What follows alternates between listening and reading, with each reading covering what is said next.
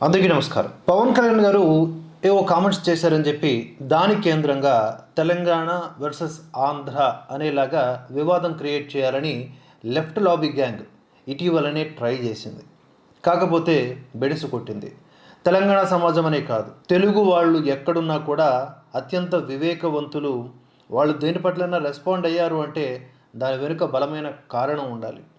ఇలాంటి వ్యూహాలు, ఎత్తుగడలు, విచ్ఛిన్నకర శక్తుల యొక్క దుష్ట ప్రయత్నాలు ఏవి కూడా వర్కౌట్ అవ్వనివ్వరు.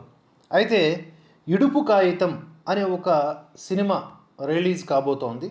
ఈ టైటిల్ ఏదైతే ఉందో ఇడుపు కాగితం అని, దీనిపైన కావాలని కొంతమంది తయారు చేసినటువంటి కొన్ని మీమ్స్ ఏవైతే ఉన్నాయో వాటి కేంద్రంగా మరలా తెలంగాణ ఆంధ్ర వివాదము, ముఖ్యంగా భాష యాస విషయంలో జరుగుతున్న రచ్చ నిజంగా ఒక అనారోగ్యకర వాతావరణాన్ని సృష్టిస్తోంది. అంటే జనాల మధ్య ఒక రకమైన అన్రెస్ట్ని క్రియేట్ చేస్తోంది. సోషల్ మీడియాలో ఇది కాస్త ఎక్కువగా మనకు కనిపిస్తూ ఉంది. గ్రౌండ్ లెవెల్లో చూసుకున్నా కూడా దీని పట్ల చర్చ జరుగుతూ ఉండటం ఇక్కడ విచారకరం. ఎందుకంటున్నాను ఈ మాట అంటే, ఎన్నో ముఖ్యమైనటువంటి అంశాలు ప్రజాకోణంలో చర్చించాల్సినవి ఉండగా ఈ అనవసర అండ్ ఉపయోగకరం లేనటువంటి చర్చలు లేదా వివాదాలు అనవసరం అని అనిపించింది. సరే, ఈ ఇడుపు కాగితంతో వచ్చినటువంటి గొడవ ఏంట లొల్లి అని ఆలోచిస్తే, దీని మీద ఒకడు పోస్ట్ పెట్టాడు. ఎవడో తెలియదు. వాడు పెట్టినటువంటి పనికి మాలిన పోస్టు ముందు వాడు ఎవడు అనే మూలాల్లోకి వెళ్ళి పోలీసులు విచారిస్తే పట్టుకుంటే బాగుంది అనిపిస్తోంది. ఎందుకంటే వాడు చేసిన వెంటే, లేదా మూవీ యూనిట్టే ఈ సినిమాకి ప్రమోషన్లో భాగంగా ఇలాంటి ఒక అనవసరమైనటువంటి ఒక మీమ్ మెటీరియల్ని తయారు చేసిందో ఏమో తెలియదు. మొత్తానికి అనుమానాలు చాలా రకాలుగా ఉన్న ఆ పోస్ట్ ఏంటంటే, ఇడుపు కాగితం అనే ఆ పోస్టర్ కింద ఈ సినిమాను ఆంధ్ర భాషలోకి డబ్బింగ్ చేస్తారా, మాకు సబ్ టైటిల్స్ వేస్తే చూస్తాం, ఇది అసలు తెలుగేనా అంటూ తెలంగాణ యాసను ఉద్దేశించి వ్యంగ్యంగా కామెంట్లు చేశాడు. ఇప్పుడు ఎవడైతే ఈ బాడుకో ఉన్నాడో, పోస్ట్ పెట్టినాడో, వాడిని నేను అడుగుతా ఉన్నా, వాడు ఎవడైనా సరే, అరే అక్కడ రాసున్న అక్షరాలు తెలుగు అయినప్పుడు ఆ యాస నీకు అర్థం కాకపోతే అంత మాత్రము చేత నువ్వు ఈ విధమైనటువంటి విద్వేషాన్ని వెళ్ళగక్కాలా? తెలంగాణ ఒక భాష, ఆంధ్రాకి ఒక భాష ఉండదు. ఉన్నది ఒకటే తెలుగు. ఆ తెలుగు భాష వివిధ రకాల యాసల్లోకి మారుతూ ఉంటుంది ప్రాంతాలకు తగ్గట్లుగా. ఒక నది ప్రవహిస్తూ ఉన్నప్పుడు ఆయా ప్రాంతాల్లో ఉన్నటువంటి నేల సారం బట్టి దాని రుచి మారుతుంది. అది ప్రవహించే దిశాదశను బట్టి దానికి ఉన్న ఔషధ గుణాల యొక్క శక్తి కూడా పెరుగుతుంది. అలాగే ఈ భాష అనేది ఒక ప్రవాహం వంటిది. మూలము అంటే ఈ ద్రవిడ భాషల్లో ఈ తెలుగు భాష అనే దానికి మూలం ఎప్పుడు అంటే అది ఎవడూ కనిపెట్టలేడు. సనాతన ధర్మం ఎప్పటిదో, తెలుగు భాష అప్పటిదే. కొన్ని వేల సంవత్సరాల చరిత్ర ఉంది. 200-300 సంవత్సరాలు వెనక్కి వెళ్తేనే మనకి మన బయోడేటా గుర్తుండదు. తెలుగు భాష గురించి ప్రతి ఒక్కడు మాట్లాడేసేటోడే. నువ్వైనా నేనైనా 5% కూడా తెలుగు మాట్లాడలేకపోతున్నాం. సిగ్గుపడాల్సిన విషయం. అక్కడ ఈడుపు కాగితం అని తెలుగు అక్షరాల్లో తెలంగాణ యాసకు రిలేటెడ్గా ఉన్నటువంటి ఆ పదాల మీద ఈ పిచ్చి కామెంట్స్ చేయడంతో దీన్ని పట్టుకొని ఇటువైపు ఉన్నోళ్ళు అటువైపు ఉన్నోళ్ళు తెగ రచ్చ చేసేస్తూ ఉన్నారు. అసలు మాండలికాలు ఒకటా రెండా ఎన్నో ఉన్నాయి. ఒక మన తెలంగాణ విషయానికి వస్తే, ఇక్కడ హైదరాబాదీ తెలుగు అని అంటారు. అంటే ఇక్కడ ఉర్దూ, హిందీ పదాల కలయికతో కూడుకున్న తెలుగు అన్నమాట. ఉత్తర తెలంగాణ యాస కరీంనగర్, నిజామాబాద్, ఆదిలాబాద్ ప్రాంతాల్లో మాట్లాడే భాష. దీని మీద మహారాష్ట్ర సరిహద్దుల వల్ల అక్కడున్నటువంటి ప్రభావం కొంత పడుతుంది. ఇక దక్షిణ తెలంగాణ యాస నల్గొండ, మహబూబ్ నగర్ జిల్లాలో మాట్లాడే స్వచ్ఛమైన తెలంగాణ పదజాలం కనిపిస్తూ ఉంటుంది. ఇలా ఒక్క రాష్ట్రంలోని ఇన్ని యాసలు ఉన్నాయి. తెలుగుకు సంబంధించిన తెలంగాణ యాసలు. కోస్తాంధ్ర యాస విషయానికి వస్తే, శ్రీకాకుళం, విజయనగరం, దీని గురించి మనం ఎంత తక్కువ మాట్లాడుకుంటే అంత మంచిది. ఎన్నో సినిమాల్లో వ్యంగ్యంగా, నేను ఆ శ్రీకాకుళం ప్రాంతానికి సంబంధికుడినే కనుక ఈ శ్రీకాకుళం యాసని ఇప్పటికీ ఒక కామెడీ యాంగిల్లోనే, ఒక అవమానకరమైన యాంగిల్లోనే చెబుతూ ఉంటారు, మాట్లాడుతూ ఉంటారు, జోకులు పేలుస్తూ ఉంటారు. సో అదొక యాస, అది తెలుగు భాషనే. గోదావరి, తూర్పు గోదావరి, పశ్చిమ గోదావరి, అదొక యాస. వినడానికి దాంట్లో ఒక లయ ఉంటుంది, చాలా ప్రత్యేకంగా ఉంటుంది. కృష్ణా, గుంటూరు యాస యాక్చువల్గా పుస్తకాల్లో వాడేటటువంటి ఈ గ్రాంధికం అంటాం కదా, ఈ గ్రాంధిక భాషకు తగ్గట్లుగా ఉంటుంది. గ్రాంధికం అంటే ఏమిటి? అందులో అలంకారాలు, ఛందస్సు అంటే గ్రామర్ మిస్టేక్స్ లేకుండా ఉంటుంది. ఎలాంటి వ్యాకరణ దోషాలు లేకుండా మాట్లాడే భాష, అది సహజంగా మాట్లాడలేం. వ్రాసే భాష, పుస్తక భాష గ్రాంధికం. అది ఇప్పుడుందా? ఆదికవి నన్నయ్య, ఆంధ్ర మహాభారతం నాటి కాలంలో ఆ యొక్క గ్రాంధికం కనబడింది. శ్రీకృష్ణదేవరాయల టైంకి కొంత తగ్గింది.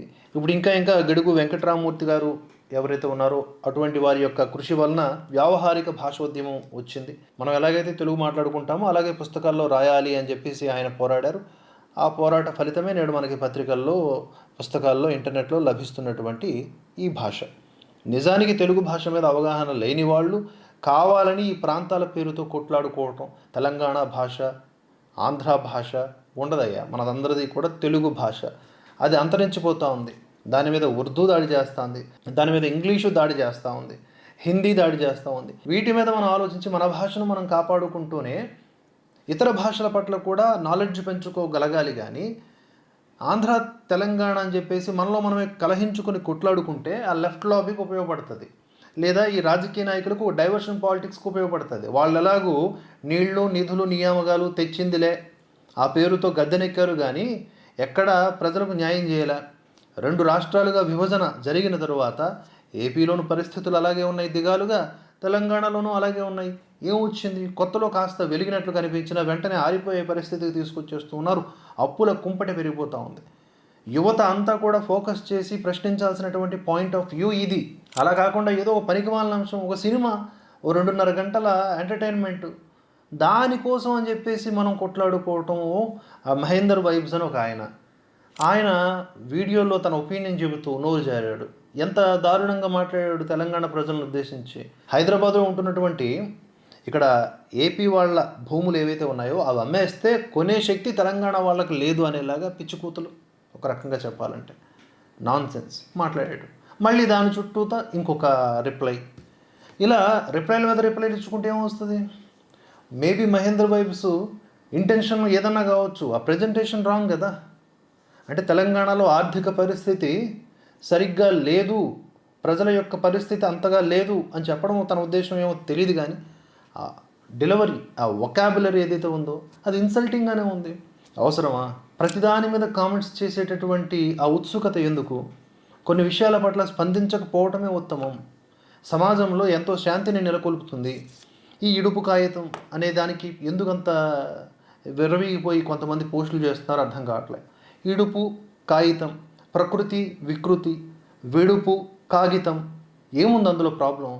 చెప్పాను కదా, మన భాష మీద ఎన్నో రకాల దాడులు జరిగి మాండలికాల్లోనూ యాసల్లోనూ మార్పులు వచ్చేసాయి.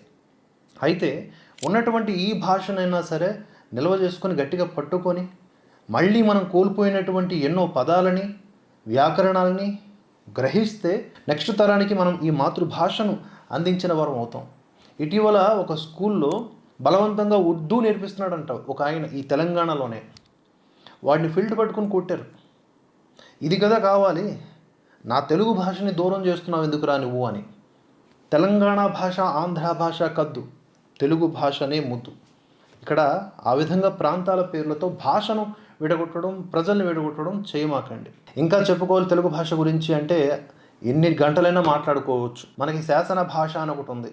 అది ఒకవేళ మనం డీకోడ్ చేయాలన్నా కూడా మన తరం కాదు అసలు. ఇప్పటికీ దొరికినటువంటి కొన్ని శాసనాల్లో అవి ఏమిటి, అక్షరాలు ఏమిటి తెలియదు. ఇప్పటికే కొన్ని అక్షరాలు మనం మింగేసాం, పక్కకు పెట్టేసాం. రూ 2 ఉండేవి కదా, రూ లేదు ఇప్పుడు.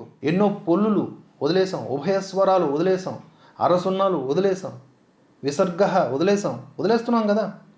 ఐ అనేది కూడా పోతుంది, ఔ అనేది కూడా పోతుంది. దీన్ని అక్షరాలను కోల్పోతూ ఉన్నాం, తెలుగు భాషను కోల్పోతూ ఉన్నాం మనం. అలాగే కావ్య భాష, ఎవరికన్నా అర్థం అవుద్దా? ఆ కావ్య భాషను డీకోడ్ చేసి దాన్ని ఇంకా సరళీకృతం చేస్తే తప్ప అందులో ఉన్నటువంటి మర్మం మనకు తెలియట్లేదు. మనం ఫోకస్ చేయాల్సినటువంటి అంశాలు ఇవి.